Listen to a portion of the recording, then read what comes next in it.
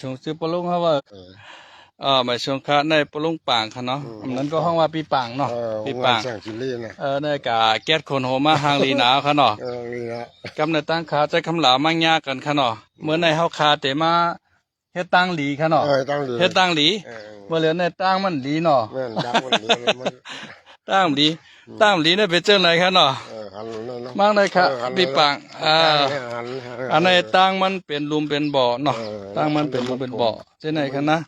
พอเป็นรถเก่งในพ่อกะมาในรถเก่งเลยขึ้นได้เรามันเลยกลึ่งเลยเนาะกลึ่งเนี่ยเนาะ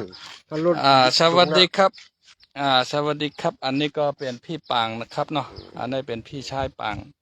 วันนี้เราก็จะมาทำขุนงามความดีครับเนาะจะมาทำบุญแล้วก็เพราะว่าถนนที่นี่ก็ตั้งเข้าหมู่บ้านครับเนาะมันเป็นหลุมเป็นบ่อครับเนาะเราจะมาให้พี่น้องเราเขาดูนิดนึงนี่ครับเนาะอันนี้มันเมื่อก่อนนี่ก็เป็นเสือยางมาต้อยเนาะเสือยางมาต้อยแต่ว่ารถเนี่ยมันไปมาเนาะมันสุดไปมันเสริมสภาพไปครับเนาะเสริมสภาพไปตอนนี้ก็ดังเราครับเนาะเห็นว่ารถเนี่ยมันไปมา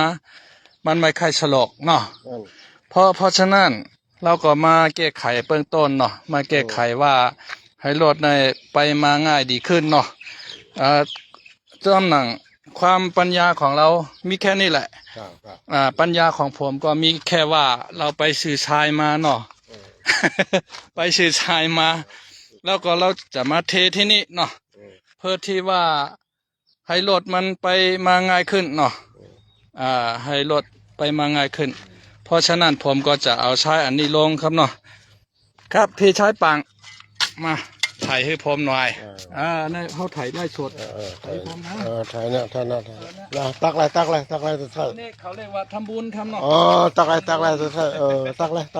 มันเป็นก้อนเลยเนาะไม่ค่ะตักไรเหตุการณ์ดีตักไรเป็นไข่วันเนี่ยข้างโลน่ะโรงงานแสงสีรีเนี่ยนั่นน่ะเนี่ยข้างเนี่ยวันนี้ก็วันที่เท่าไหร่วันที่24เราที่24กรกฎาคม2569นั่นแหละไม่ก็เป็นวันที่24เดือนธันวาคม2569ครับเนาะขามาให้ตั้งหลีผู้โชก็เลยจ้อมกันเนาะอะไรเปลี่ยนเบี้ยกันเลยลังกลมมากลมนะคนกู้สนเนี่ยให้ไรเท่าเทียมกันทุกหมู่เหล่าทุกคนไรมันได้ไล่เหมือนกันไล่เหมือนกันไม่ว่าคนจนคนรวยเนาะให้ไรบุญเท่าเทียมกันครับ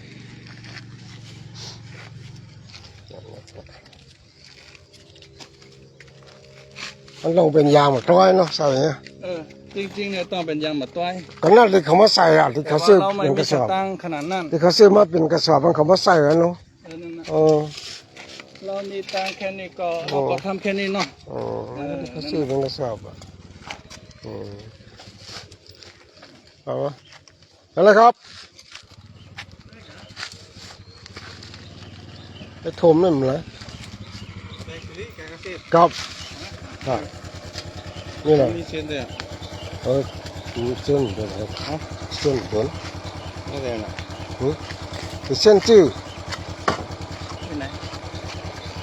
เส้นก่อนเส้นเป็นกันค่ะเมื่อในค่ะเนาะวันนี้ก็เรามาทำเทถนนครับเนาะเทถนนเพราะว่าถนนเราเป็นหลุมเป็นบ่อรถมันไปมาลำบากนิดหนึ่งเราก็อาสาเป็นจิตอาสาครับเนาะวันนี้ก็ทำบุญทำทานครับสวัสดีครับไม่ชงค่ะแค่นี้ก่อนไม่ชงค่ะ